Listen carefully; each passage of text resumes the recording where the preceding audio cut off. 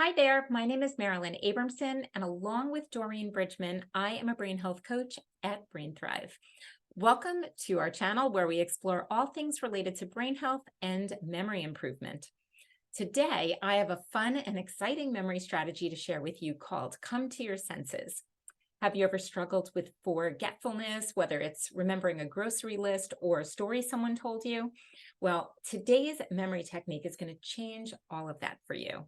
By engaging all of your five senses, plus the additional sense of emotion, what's in here, you can supercharge your memory and remember information like you never have before.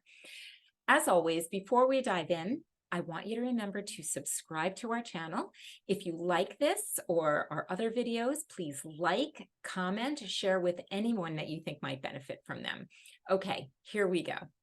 Come to your senses is one of my very favorite memory strategies, not only because it's so effective, but because I've noticed that teaching this strategy to our clients who come to us with memory problems are able to remember so much random information.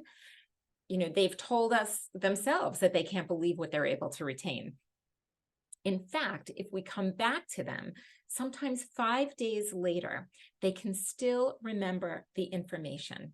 It's really amazing. So this is a powerful memory strategy that taps into your sensory experiences to enhance memory retention. It's based on the idea that the more senses you engage when learning or trying to remember something, the more connections your brain is going to form around this memory, making the information easier to recall. So I'm going to break it down for you step by step. So step one, whatever the information is, see it. Visual information is incredibly powerful when it comes to memory. When you're trying to remember something, create a mental image or use visual cues. For example, if you're trying to remember a list of things that you need to do before you leave the house, picture them in your mind. Better yet, imagine a little movie of yourself doing them. This visual representation anchors the information in your memory. Step two, hear it. When you read or learn something, try reading it out loud or listen to somebody else explain it. By engaging your sense of hearing, you create another layer of memory. The sound of your own voice or someone else's voice explaining it can trigger that recall when you need it. Step three, say it. If you saw my last video, say it and make it so. You heard, I don't know if it was my last video, maybe it was 2 or 3 ago, but it was called Say It and Make It So. I talked about how saying the information out loud but to yourself can be so powerful for remembering if you've done routine tasks like closing your garage door or taking your medications every day. For information that's not routine, or for something that's maybe a little more complex, you can teach it to someone else or practice it by explaining it maybe into a mirror, to a mirror.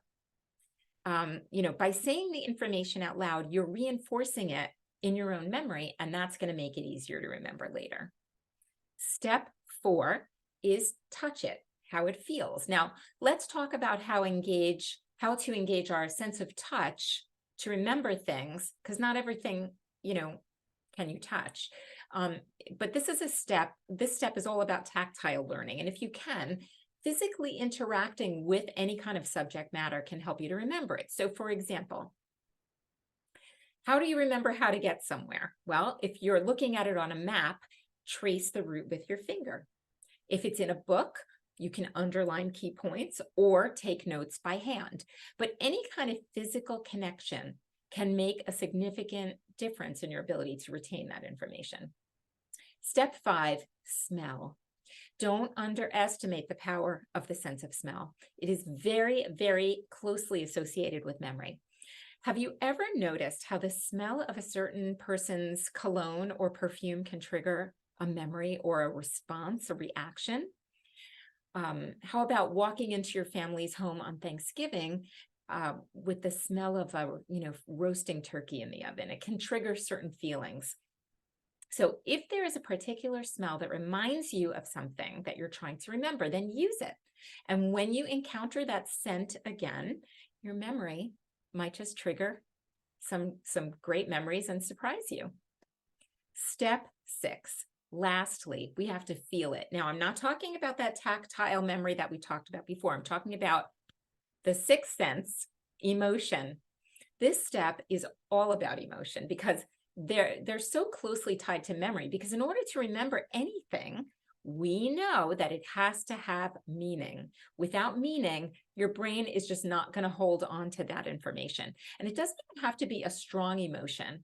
Even if the information only makes you sort of chuckle a little bit, that's enough, because any kind of response means that it has meaning to you.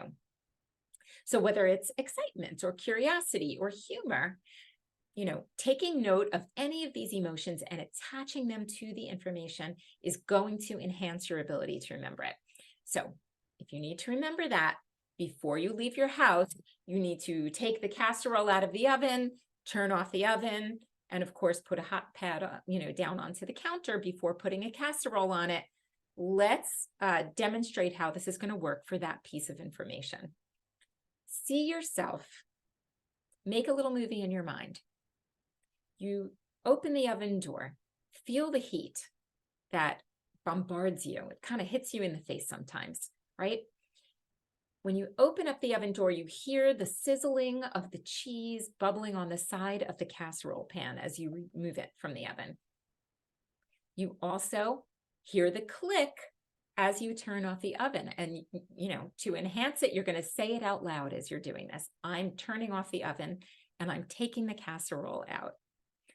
Notice the feeling of the heat that's coming off the pan as that heat goes through your oven mitts. So you want to get onto the counter quickly before that heat really starts to burn your hands. That heat you're feeling also reminds you that you've got to put that hot pad down so you don't burn your countertop. Smell how delicious that casserole is going to be when you're ready for dinner. Finally, you might be wondering how you can attach an emotion to a casserole. Well, in your imagination, there are no boundaries. You can do anything. So imagine how excited you're going to feel when you're starving and ready for dinner, and you're going to eat that delicious casserole. Or maybe you made this casserole for somebody else that's going to join you during dinner, and you're going to watch them. Oops, that's my watch. Sorry. And you're going to watch that person enjoy the casserole. Just be creative, and you can attach any of your senses to any piece of information that you want to remember. So there you have it. Come to your senses, one of my very favorite memory strategies. And by engaging all of your senses and emotions, you can unlock the full potential of your memory, whether it's for work, for school, or simply for remembering your shopping list. This technique can be a game changer for you. But remember that practice makes perfect. It might take some time to fully integrate these steps into your daily life, but results are going to be well worth it. So before we go, if you'd like to work with us, you can join us in the Long Live Your Brain program. This is a fun and friendly online group program that's definitely going to give you all the tools that you'll need for a healthier and better functioning brain. But that is not the whole story.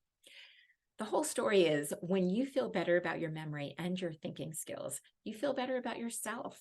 You have more confidence. You feel competent. You'll be more at ease in conversations. And of course, so important, you'll feel so much more successful at work again because you'll carry all of that confidence back to your job every day, just like you used to before everything started to change. So for more information about different groups that are forming in the Long Live Your Brain program, visit our website at longliveyourbrain.com. If you found this video helpful, give it a thumbs up. Share it with anybody who you think may benefit from watching it. If you haven't already, please subscribe to our channel.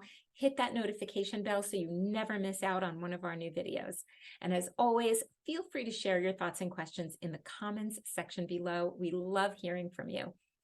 Until next time, stay sharp, stay curious, and keep coming back for more videos to help boost your brain health and your memory. See you soon.